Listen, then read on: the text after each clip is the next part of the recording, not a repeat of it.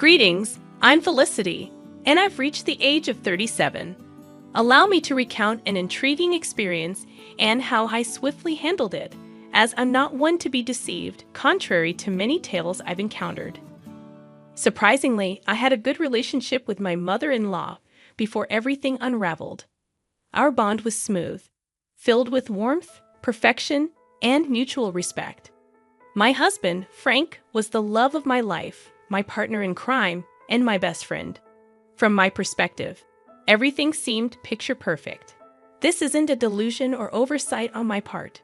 Sure, we had our arguments like any normal family, but there were no red flags, and all seemed well. However, the shocking turn of events that followed left me bewildered. Let me narrate the incident and explain why I chose to seek revenge on my husband and mother-in-law. I had planned something special for our family. A vacation originally meant for Frank and me. However, considering Tiana, my widowed sister-in-law, and her loneliness, I decided to include her. I sponsored most of the trip, covering accommodation, meals, and activities. Frank and Tiana were only responsible for their additional expenses. The plan was to treat them to a once-in-a-lifetime vacation in Spain, exploring Barcelona's vibrant streets, savoring tapas, and enjoying the Mediterranean sunshine. The thought of creating lasting memories and strengthening our bond excited me. Little did I know that this grand adventure would lead to events that shook the foundation of trust and shattered the illusion of our perfect family. Backtracking to that fateful day, filled with hope and promise for our Spanish dreams, I stood in the living room holding plane tickets with a smile on my face. Gathering Frank and Tiana, I revealed the surprise. They exchanged puzzled glances, curiosity etched on their faces. Tiana, with her wise eyes, tilted her head slightly. With a flourish, I presented the tickets and shared my plans for our Spanish adventure, hoping to see joy and gratitude in their eyes. Frank's face lit up, expressing genuine anticipation. "Felicity, you truly are something else," he explained. Anticipation bubbled within me as I eagerly awaited the commencement of our extraordinary journey. Tiana, on the other hand, donned a gentler smile, her gaze meeting mine. "Oh, my sweet Felicity, you've truly outdone yourself. This is a gift beyond measure. I'm deeply touched," she expressed. In that moment, pride and contentment swelled within my heart. Their reactions were a validation of the love and effort I had poured into this surprise. I had envisioned this vacation as the adhesive that would strengthen our bonds, creating unforgettable memories and fortifying the already seemingly unbreakable ties. However, as you might suspect, this tale takes a treacherous turn. Beneath the facade of our seemingly idyllic relationship, a complex web of deceit and betrayal lay in wait, ready to ensnare us all. When the truth unraveled, it would challenge the limits of forgiveness and test the very essence of family bonds. As planned, we boarded the plane, embarking on our 2-week adventure. The anticipation was palpable as we immersed ourselves in the vibrant streets and rich tapestry of Spanish culture. The first week unfolded seamlessly, with the flavors of paella, exploration of historic landmarks, and dancing to the infectious rhythms of flamenco. Laughter and joy filled the air, and I reveled in the belief that our bond was unbreakable. However, little did I know that a storm was brewing on the horizon, waiting to unleash its fury upon my unsuspecting heart. On a fateful Monday morning, as the sun bathed the city in golden hues, I woke up to find an empty hotel room. Confusion and a growing sense of unease gripped my heart. Frantically, I reached for the phone, dialing both my husband's and Tiana's numbers, hoping for an explanation. But to my dismay, their phones remained silent, their voices absent. Fear began to claw at the edges of my mind as I searched the empty room for any sign of their presence. No notes, no bags, no traces of disturbances or struggle. Just an unsettling silence that hung heavy in the air. It seemed I was left alone in a foreign land, and the minutes felt like an eternity. As despair threatened to consume me, a glimmer of hope pierced through the darkness. My phone buzzed, signaling an incoming call. It was Tiana. Relief washed over me, mingled with confusion and a deep sense of hurt. How could she leave without a word? With trepidation, I answered the call, my voice filled with a mix of concern and disbelief. "Tiana, where are you? What happened?" I questioned. Tiana's voice, tinged with a strange mix of resignation and frustration, reached my ears. However, it wasn't the same sweet voice I had always known. It sounded colder. "Felicity, I felt the need to return your calls since my phone was incessantly ringing. Oh, I'm sorry for disturbing you. I was just wondering where you two went. Your bags aren't here, and I was concerned that something bad had happened." With an indifference that shook me to the core, she uttered the next words, "We left you. But why? What happened?" "I couldn't bear to spend another week in your company, so I had to leave." "Did I do something wrong?" "Yes. I mean, how could you be so dense?" "Dense? Excuse me. You sprung up this trip on me, practically forcing me to go with you. I couldn't remain disingenuous any longer. Let me spell it out clearly for you, Felicity. I don't enjoy your company. Sure, we can spend a couple of hours together at a family event, but 2 weeks? I tried to be civil and grace you with my presence for as long as I could. Turns out I could only master 1 week with you before I lost my mind. I'm sorry, but I'm on the way to the airport with Frank right now. We can't be around you any longer." Shock reverberated through my core as the revelation struck me like a bolt of lightning, unraveling the threads of trust I had so naively woven. How could our seemingly unbreakable bond crumble beneath the weight of unspoken grievances? Questions flitted my mind as I grappled with this harsh reality. What had I done wrong? What exactly did I do to deserve such harshness? How did things escalate to this point?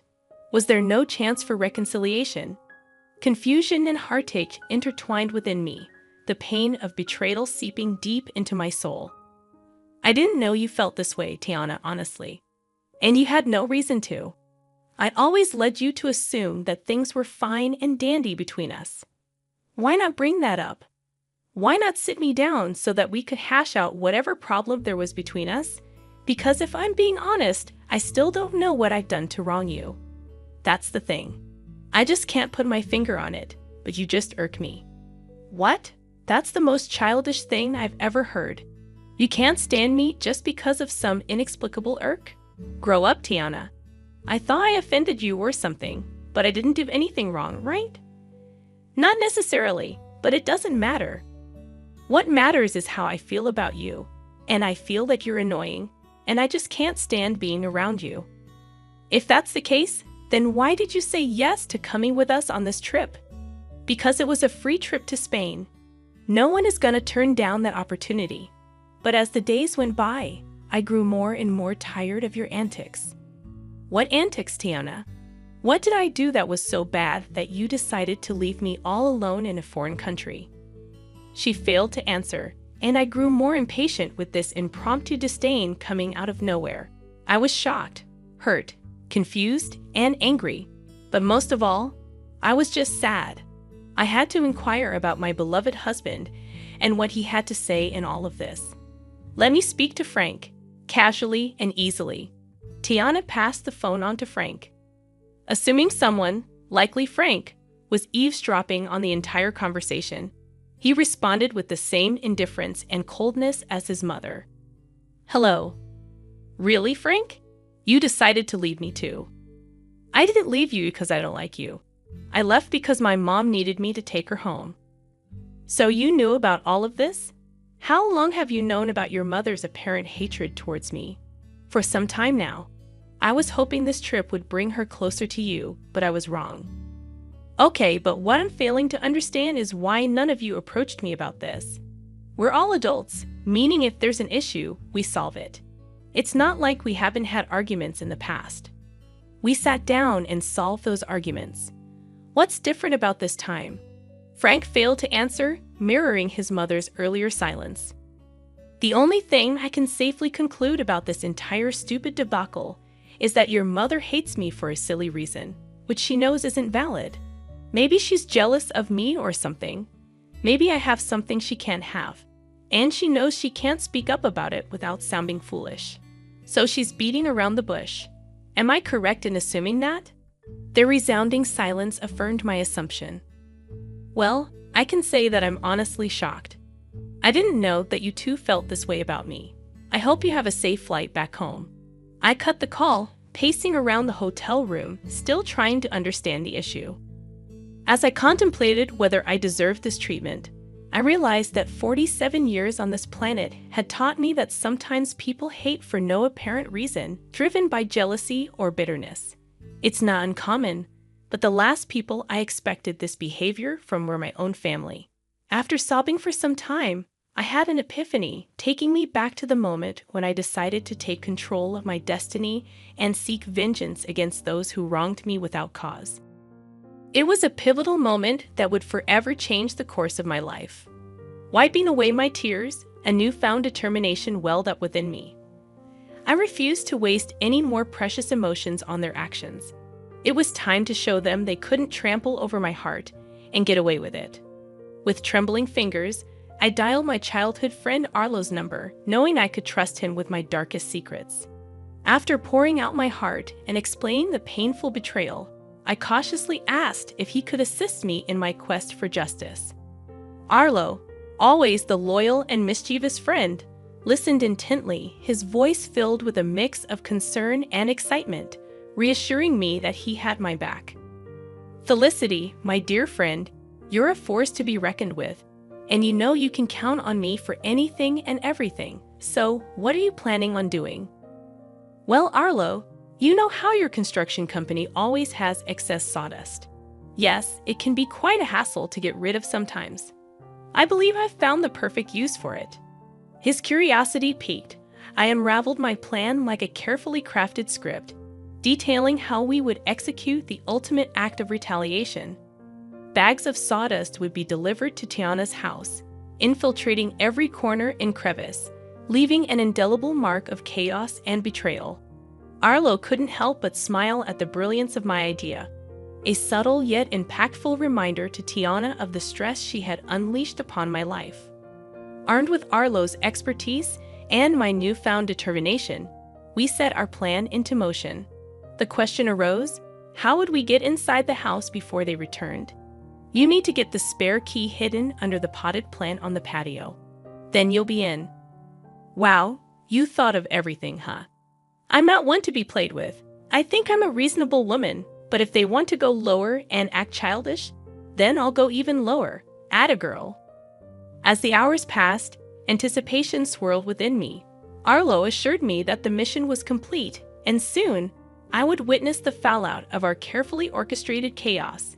Then, like a sweet melody in my ear, my phone chimed with a message from Arlo. I eagerly opened the pictures he had sent, revealing a sight to behold. Tiana's once pristine home now resembled a post-apocalyptic wasteland, drowned in a sea of sawdust. Every nook and cranny had been touched by our mischievous hands, a scene straight out of a surrealistic painting, an embodiment of the chaos that had unfolded in our lives. I called Arlo, and his laughter echoed through the phone. I couldn't help but join in. It was a cathartic release, a shared moment of triumph against those who had betrayed me. I expressed my heartfelt gratitude to Arlo, acknowledging his willingness to tread the path of mischief with me. He simply said, "Naughty can be so satisfying, my friend." As the clock ticked away, I could feel the tension building within me. How would Frank and Tiana react when they walked through the doors of their once-beloved home? The anticipation was almost unbearable, a heady mix of nerves and vindication. I couldn't help but relish in the thought of their bewildered faces and disarrayed emotions. Hours later, my phone erupted with frantic energy. It was Frank, his voice laced with panic and disbelief as he described the chaotic scene that awaited them, the sawdust-covered house standing as a testament to their betrayal. My heart danced with wicked delight as I listened to his exasperated voice. At that moment, I knew that the message had been received loud and clear. Their actions had consequences, and the chaos they had sown had come back to haunt them. Felicity, it's just awful. Mom is in hysterics. I decided to reveal the part I played in this and said, "It serves both of you right." How could you leave me here alone without a valid reason, no less? Wake, Felicity, was this your doing? The wailing and panic in the background stopped, and instead, I approached Frank's phone. I heard my mother-in-law say, "Give me that," before shouting in my ear, "How could you do this to us?" To me. I have no idea what you're talking about. Have you considered that this is just your karma? Oh, come on, Felicity. We all know it was you. Who else would have access to my home?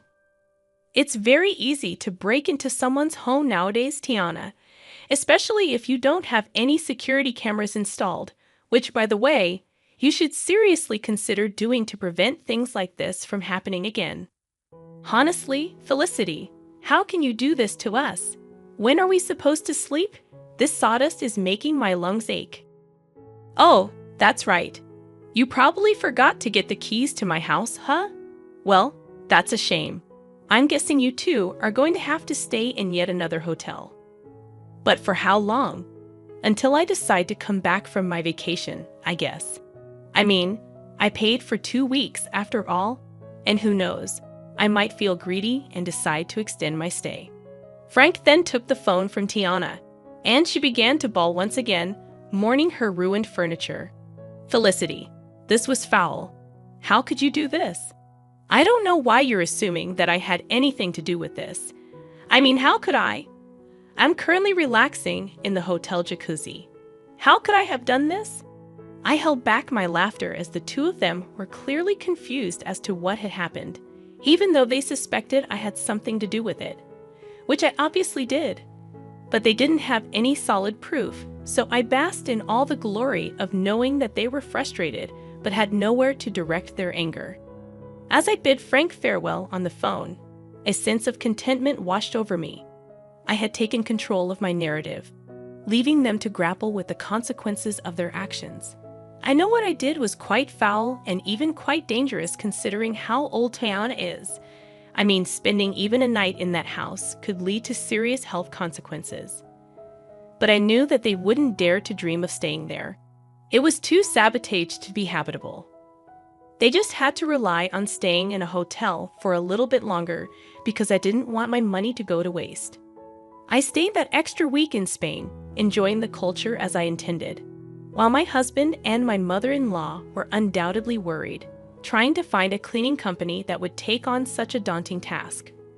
I didn't know how long it would take to get the house professionally cleaned, but I knew that in the meantime, my mother-in-law would have to stay with us in my home. And I knew that she would just be irritated the whole time since she apparently can't stand my company. This should serve as a reminder to some of you that some people need to learn the hard way. And if it just so happens that you can dish out your own justice, then by all means, go ahead and do it, and really give people something to be mad about.